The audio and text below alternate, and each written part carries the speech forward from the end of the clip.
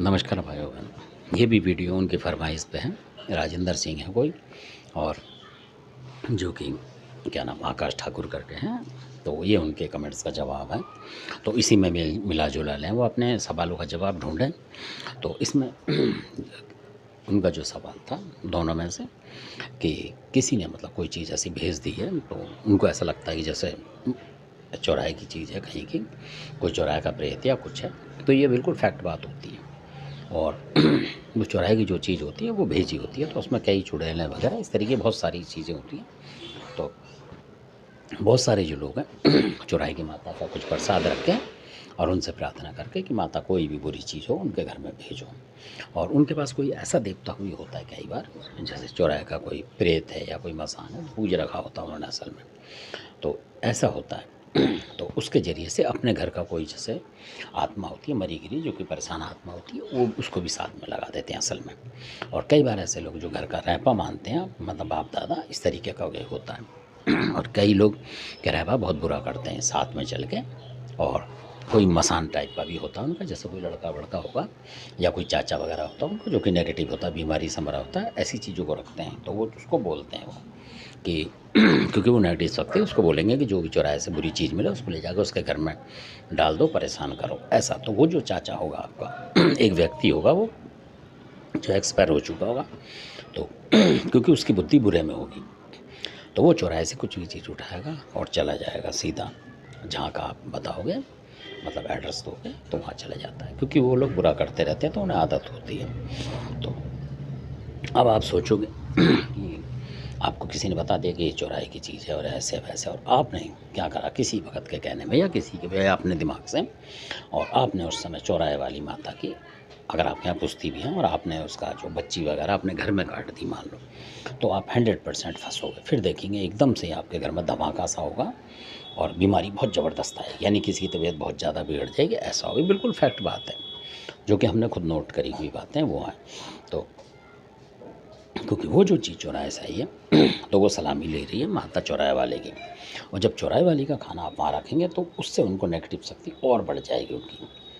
तो क्योंकि उनको लगेगा कि चौराहे वाली माता की इन्होंने रखी है पूजा करने के लिए, क्योंकि चौराहे की माता जो है पहले वहाँ से सुर्खी लेके आ रही है, कहने का मतलब, तो वो भेजेगी उसको, यानी कि आपके घर में ज़रूर, मतलब धक्का देगी उसको, अंदर जाओ अब मैं खड़ी हूँ देख, ऐसे होता है। तो जब आपका कोई देवता हो और ये सुर्खी वगैरह ना दें उस समय घर में, ये बतानी ज़रूरी है।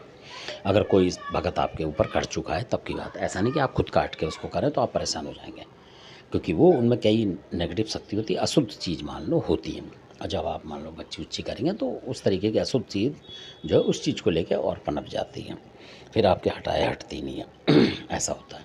तो उस समय वो ना करें। उस समय आपको अपने घर का देवता कोई भी बुला के जो कि सही हो, चाहे जैसे सबल सिंह बावरी या कोई इस तरीके का हो जो कि चौराहे की माता को रोक सके, तो उसको बुलाएंगे और वो वहाँ से प्रार्थना कराएंगे कि महाराज आपका जो भी प्रसाद है वो देंगे, और चौराहे वाली माता को बोल के हटवाओ यहाँ से, या किसी के पास खादराबादी काल का हो। तो इस तरीके की शक्तियाँ जो काम करती हैं असल में, या कोई और किसी का हो, कोई मतलब रह पाओ कोई ऐसा जो कि बहुत ज़बरदस्त तरीके से मतलब भिड़ जाता हो किसी से भी, इस तरीके का रायपा होना चाहिए, ना कि साधारण।